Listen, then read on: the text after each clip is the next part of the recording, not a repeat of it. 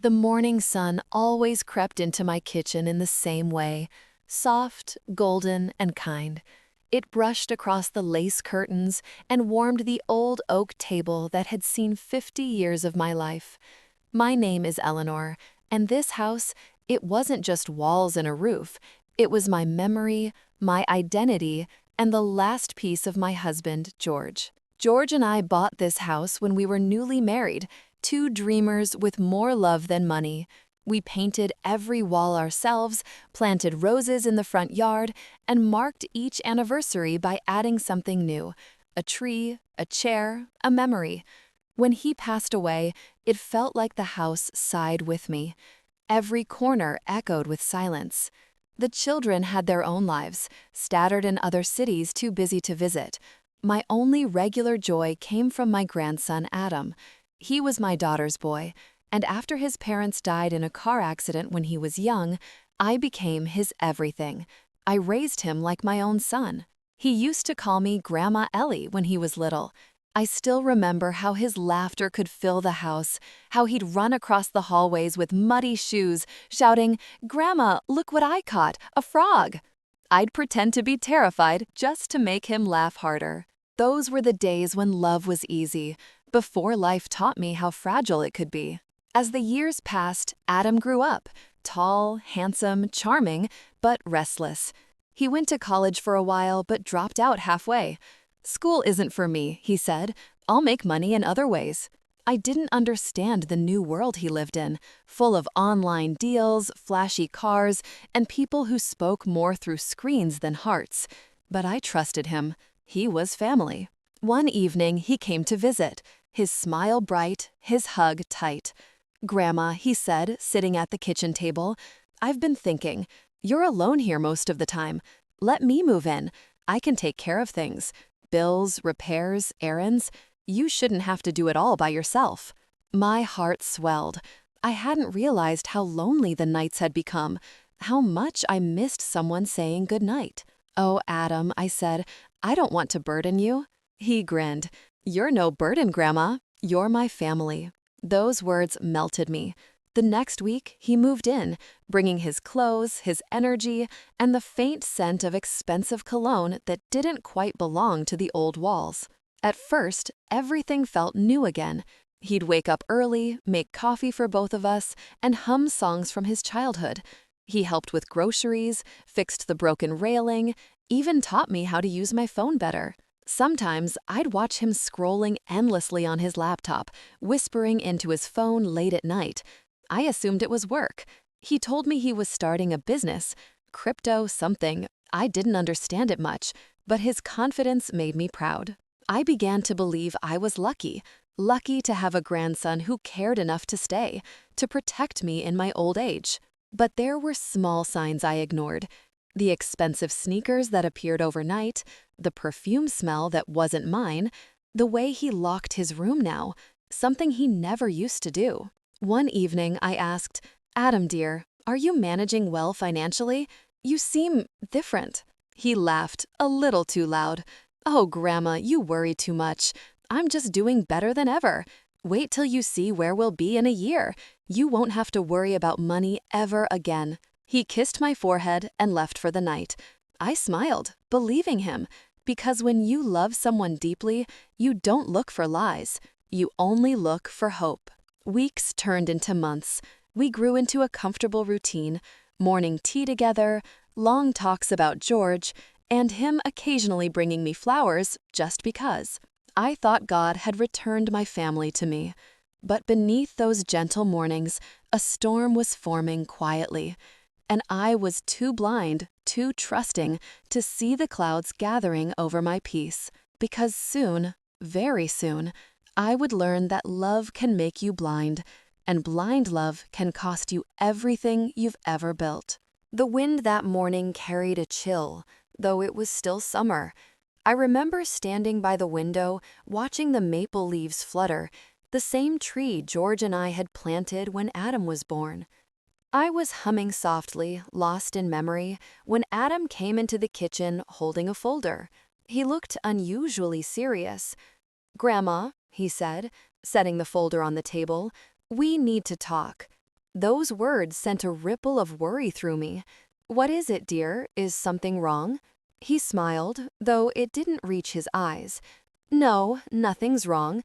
It's just, I've been thinking about your safety. You're getting older, and managing this big house, it's not easy. You deserve something more comfortable.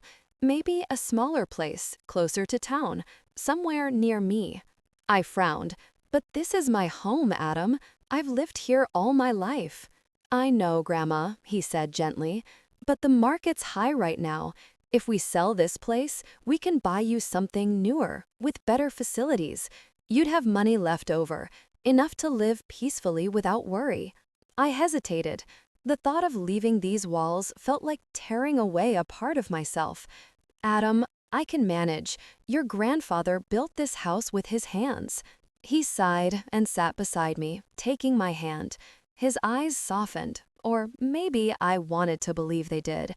"Grandma, please trust me. I love you. I just want what's best for you. I'll handle everything, all the paperwork, the agents, everything. You just have to sign a few forms so I can manage things legally." I looked at him, my heart full of pride. He sounded so confident, so grown up. Maybe he was right. Maybe I was being sentimental. He pulled out a few documents and laid them on the table. "These just allow me to help you with property management. You know, bills, maintenance, taxes, nothing serious." The pages looked complicated, full of fine print I couldn't understand. But when you've raised someone, fed them, wiped their tears, and called them your heart, you don't read the small lines. You read their eyes. I took the pen and signed. He smiled, kissed my forehead, and said, "You won't regret this, Grandma." If only I knew, that signature would be the moment my world began to collapse. The weeks that followed felt normal. Adam seemed happier than ever. He bought me gifts, a new shawl, groceries, even my favorite chocolate biscuits. I thought, how lucky I am to have such a loving grandson. But slowly, things began to shift. I noticed strange people visiting the house, men in suits, carrying files, measuring walls. When I asked, Adam said, "They're just checking property taxes, Grandma, routine stuff." One afternoon, I overheard him on the phone. His tone was low, urgent. "Yes, it's done. She signed everything. The buyer's ready. Yeah, full payment." I froze behind the door. My heart thumped so loudly I was afraid he'd hear it. Buyer? Payment? What was he talking about? When I asked him later, he laughed it off. "Grandma, you really do have an overactive imagination." Then he hugged me, and I let it go. Because love makes excuses where logic should scream. A few days later, a man came to the door. He was dressed neatly with a clipboard in his hand. "Good morning," he said politely. "I'm here for the final inspection before transfer." I blinked. Transfer of what? "Ma'am, the property. The sale is scheduled for next week." The world tilted beneath me. There must be a mistake. This house isn't for sale. He looked at his papers, then back at me. "It's under the name of Adam Blake. He's the listed owner." For a long moment, I couldn't move. The air seemed to vanish from the room. My fingers trembled as I clutched the edge of the table for balance. Adam walked in just then, cheerful as ever. "Hey, what's going on?" The man turned to him. "Mr. Blake, just confirming the inspection. We'll finalize on Friday." Adam smiled easily. "Of course. Thanks. I'll walk you out." When the man left, I turned to him, my voice shaking. "Adam, what have you done?" He rubbed the back of his neck. "Grandma, please don't get upset. It's just business. The house was old and the offer was too good. I already arranged a small apartment for you downtown. You'll love it." My knees gave way. "You sold my home without even telling me?" "Technically, Grandma," he said calmly, "you gave me the authority to. Remember those papers you signed? You made me co-owner." My vision blurred. I remembered the folder, the pen, his soft words. My own foolish trust. He continued, "I did this for us. You'll thank me later. We'll both start fresh." But I saw it now. The way his eyes darted away, the unease in his voice. It wasn't for us, it was for him. I whispered, "Adam, you've taken everything your grandfather built with his bare hands. You've taken my home." He didn't answer. He just said, "I'll come by tomorrow to help you pack." And he walked out, leaving me standing there in the silence of a house that no longer belonged to me. That night, I didn't sleep. I walked from room to room, touching the walls, the photographs, the life I had built over decades. Every creak in the floor sounded like goodbye. I sat by George's chair until gone, whispering into the empty air. "Tell me, George, how do you forgive your own blood for taking your soul?" The morning Adam came to help me pack, I didn't recognize the man standing in my doorway. He wore a suit, sunglasses, and impatience. He didn't call me Grandma Ellie. He called me Eleanor. "Come on," he said briskly. "The movers will be here soon. You don't need to worry. I already arranged everything." Arranged everything. The same words he used when he was little, promising to fix his broken toys. Except now, I was the broken thing he wanted to discard. I watched strangers walk through my house, men lifting furniture, wrapping my life in plastic, carrying away memories as if they were garbage. My wedding photo with George, the rocking chair where I nursed my daughter, the clock that chimed every hour since 1972. I wanted to scream, to stop them, but my voice stayed locked in my throat. When everything was gone, Adam handed me an envelope. "Here's the key to your new apartment. It's nice, you'll like it, smaller, easier to manage." I opened the envelope. Inside was a single key and an address written in his hurried scrawl. "Where will you be?" I asked. He shrugged. "I'm staying with some friends for now. Maybe LA later. There's business there." Business. That word again. The one that had replaced family, replaced love. He hugged me, briefly, like a stranger saying goodbye at an airport. Then he was gone, and I was alone. The apartment was nothing like home. It was small, cold, and smelled of fresh paint, the kind of place made for passing through, not living in. I set my few remaining belongings on the counter, a photo of George, an old kettle, and my knitting basket. That was all that was left of my life. At night, I couldn't sleep. The silence felt different here, not the comforting kind that used to fill my old home, but a hollow one that whispered, "You don't belong here." I tried calling Adam several times, no answer. When he finally texted back, it was only 2 words, "Busy now." Days passed, then weeks. Rent bills began arriving. When I went to the property office, they told me the apartment was temporary, a 3-month lease, prepaid. After that, I'd have to manage on my own. I walked home in the rain that day. Every drop felt like a question. How could he do this to me?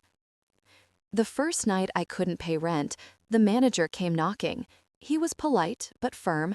"Ma'am, if you can't pay next month, I'll have to ask you to vacate." Vacate, such a clean word for something so cruel. I packed what little I had into a single suitcase and left quietly before dawn. I didn't want pity, I didn't want anyone to see how far I'd fallen. I ended up in a park on the edge of town, sitting on a cold bench under a street lamp.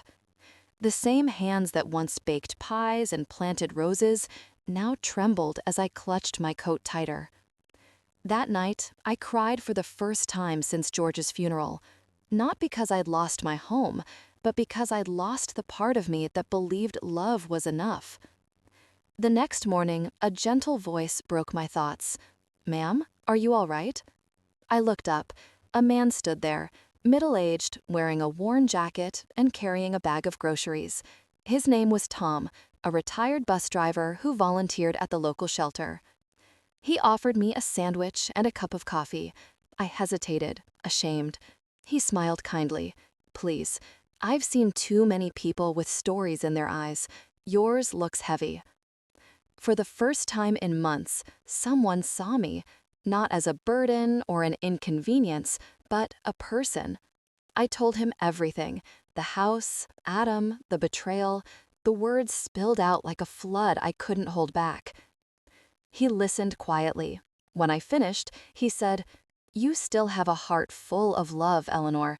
Don't let someone else's greed turn it to stone." Those words broke me and healed me, all at once. With Tom's help, I found a small spot at the shelter, a bed, warm meals, and people who had lost more than I had, yet smiled anyway. I began helping in the kitchen, making tea for others, listening to their stories. Slowly, I found something I thought I'd lost forever: purpose. Every evening, I'd sit by the window, writing letters to George in my notebook. "I lost the house," I wrote once, "but I'm learning that walls don't make a home. People do. Kindness does." And though I was technically homeless, I began to feel a strange kind of peace, a fragile hope that maybe, one day, I'd rebuild something new. But fate wasn't done with me yet. One afternoon, as I was pouring tea at the shelter, a familiar face appeared at the door, disheveled, pale, and trembling. It was Adam. He looked lost, a shadow of the confident man who once called himself a businessman. When our eyes met, neither of us spoke, but I knew the storm that had torn us apart was circling back, and soon the truth behind everything he'd done would finally come to light. When I saw Adam standing in the doorway of the shelter, for a moment I thought I was imagining him. His clothes were wrinkled, his hair unkempt, and his eyes, once sharp with ambition, were now hollow. He looked nothing like the young man who sold my home and called it a new start. He looked broken. He took a hesitant step forward. "Grandma," he whispered, his voice cracked, small and frightened. I didn't know where else to go.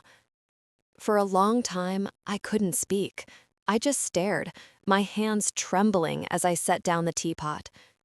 "Why are you here, Adam?" I finally asked. "Did you come to sell something else?" He winced at my words. "No, no, Grandma, please don't say that." I turned away, unable to bear the sight of him. My heart wanted to run to him, to hold him, to say everything was all right. But my mind, my scars, wouldn't let me. Tom, who had been cleaning nearby, glanced between us quietly, understanding something sacred was unfolding. He gave me a small nod and stepped outside, leaving us alone. Adam sat at the old wooden table, staring at his hands. "I lost it all," he said finally. "The money, the business, everything. The people I trusted ran off with the rest. I have nowhere to go." I swallowed the lump in my throat. "You sold the house your grandfather built, the one where I raised you. And now you come to me because you've lost what you stole?" Tears welled up in his eyes. "I was stupid, Grandma. I thought money could fix everything. I thought if I just had more, life would finally make sense. But every dollar I took felt heavier than the last. I couldn't sleep. I saw your face every night." I stood silently, the old ache inside me flaring like fire. I had rehearsed this moment in my head countless times, what I would say if I ever saw him again. Anger, bitterness, justice. But seeing him now, all I could feel was sorrow. He reached for my hand, but I pulled it back. "Do you know what you took from me, Adam?" I said softly. "It wasn't the house. It was trust. The one thing I thought our family still had."